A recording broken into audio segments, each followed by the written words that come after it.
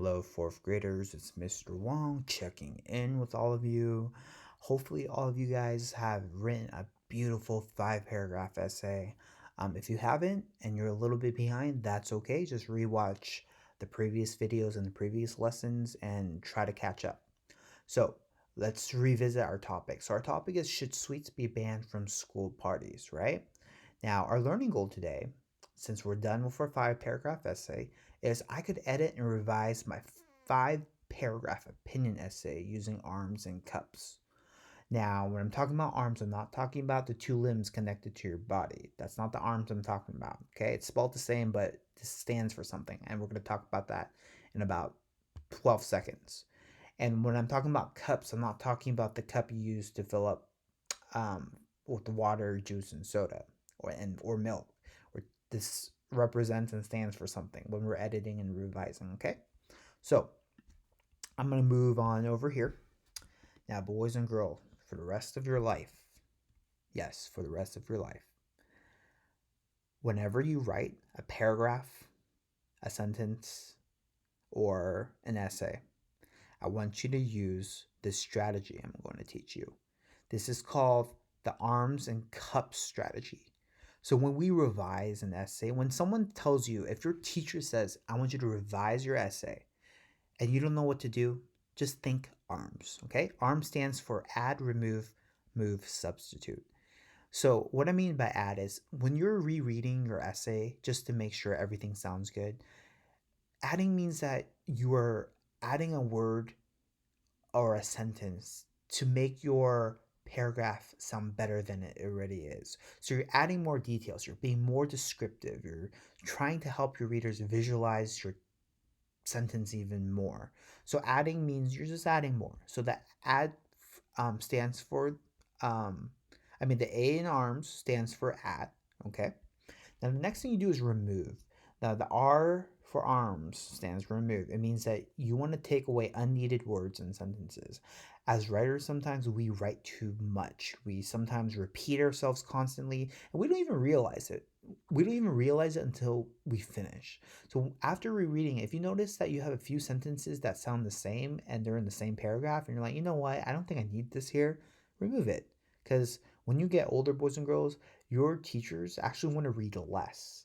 So as of right now, we always tell you to add more details, be more descriptive, which is great. But when you get older, sometimes those teachers, when you're in high school, they want you to just get to the point. And if you keep on going and going and going and you add sentences that don't really add to your paragraph, they're going to have you remove them. So you're going to have to start practicing that, taking sentences away that aren't important. Okay.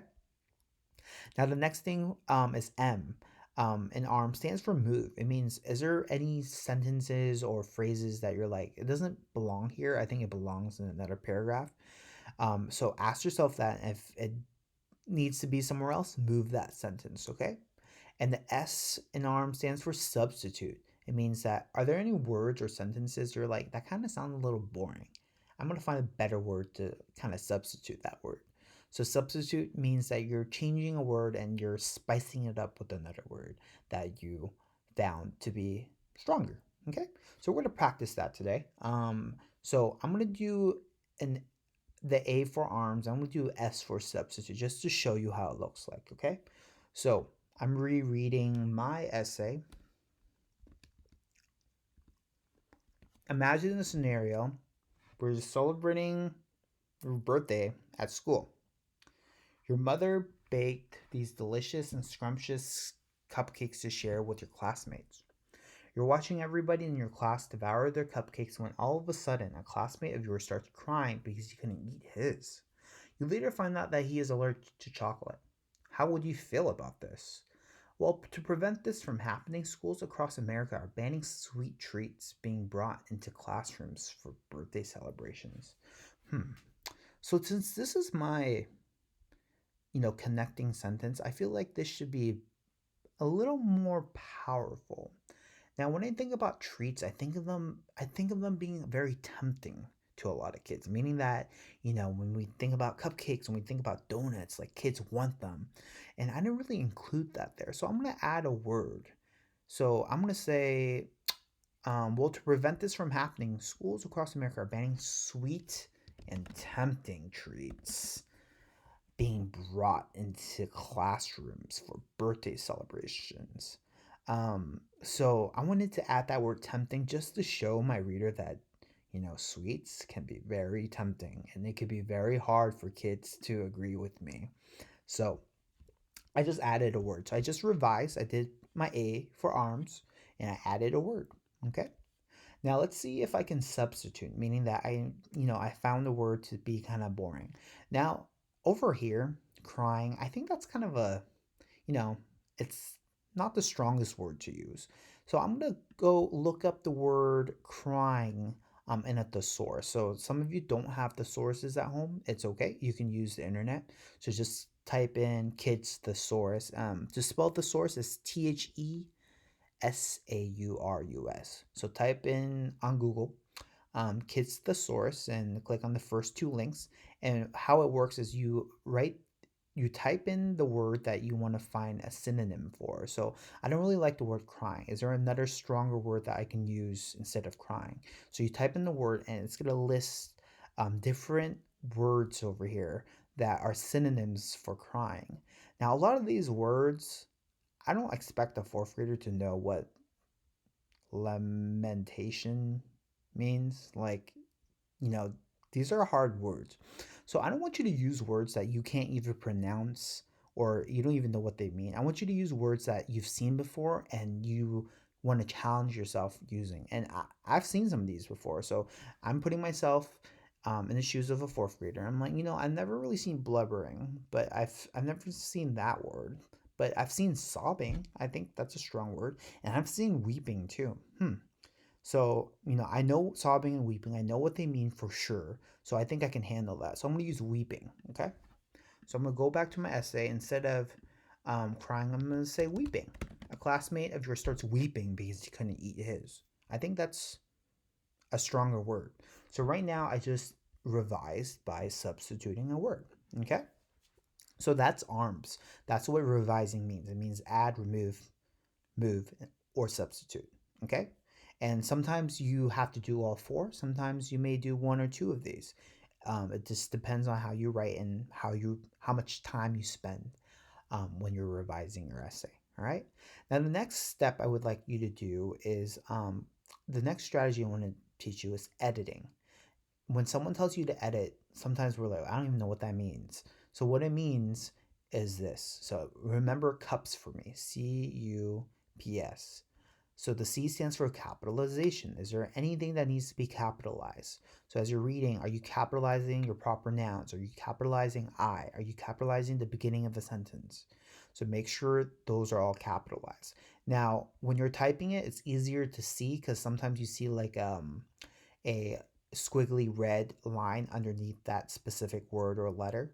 Um, but when you're writing it, on a piece of paper, you have to look back because you don't have the luxury of having a computer check for you. So make sure you capitalize when you edit, okay?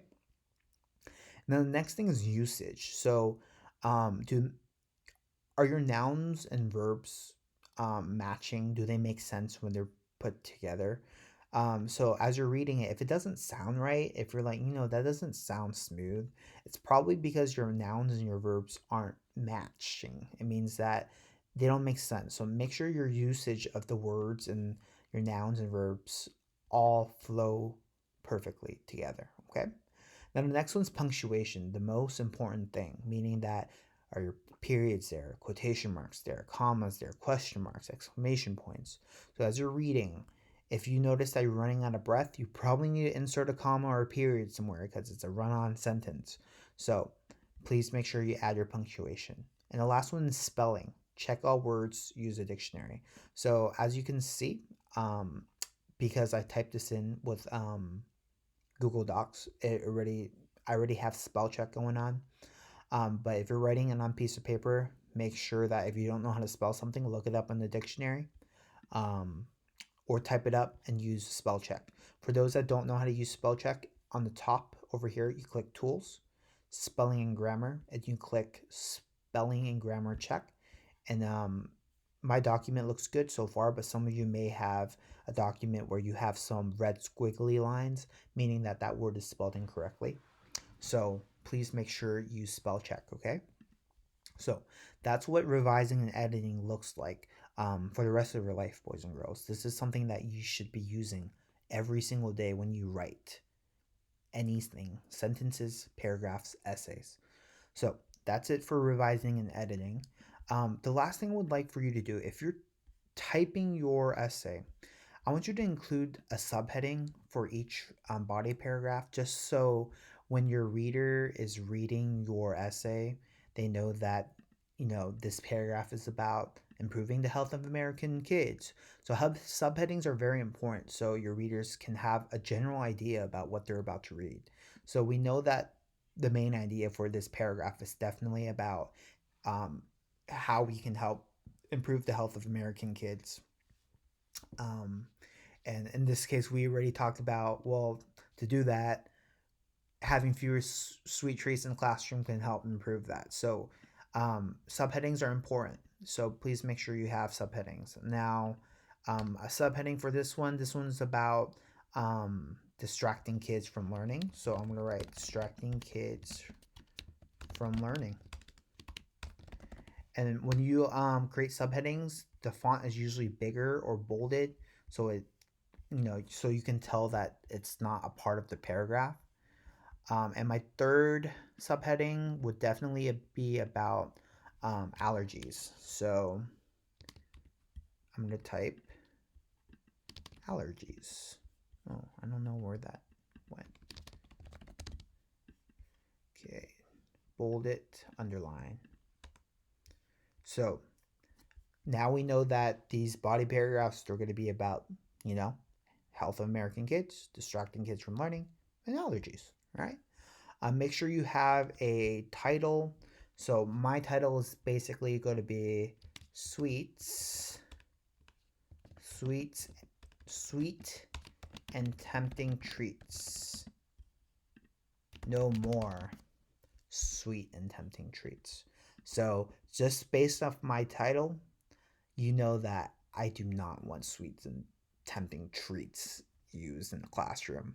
So think of a title. I usually come up with the title after I'm done because, ideas may change since the beginning. If you write your title in the beginning, sometimes your ideas change and you have to change your title again. So I like to create the title at the end. So my title is No More Sweet and Tempting Treats, meaning that I'm not for it. I believe that they should be banned. Okay, so boys and girls, I'm pretty much done with my essay. I just used my cup strategy and I used my arm strategy to revise and edit, and I added my title, I added my subheadings, I used spell check, and I'm ready to submit it. So when you're done, you're gonna click share it with me. Um, I mean, this is mine. I don't know why I'm sharing it with myself, but I'm kind of weird. All right, so that's it. I hope all of you are super duper proud of your 5 paragraph essay. I know it's a lot, but trust me, boys and girls, you know, this is amazing that you're able to do this digitally. And I'm very proud that some of you have reached this stage because it takes a lot of patience and effort to work on something like this without being at school. And, kudos to you for being able to do this. I'm very proud of all of you. If you got this far. So please share it with me when you're done. I would love to read it and give you some suggestions and to just really just see how you write because I don't really get to see that at school. So, all right, peace out.